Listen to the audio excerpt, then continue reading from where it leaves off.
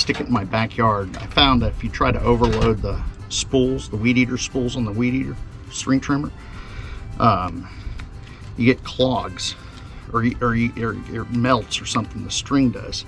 But if you take this and just put them in your back pocket, a couple of shorter pieces than you normally would do, right?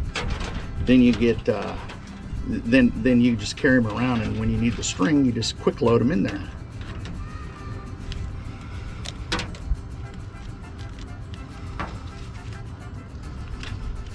So it's a lot more convenient than trying to overload it.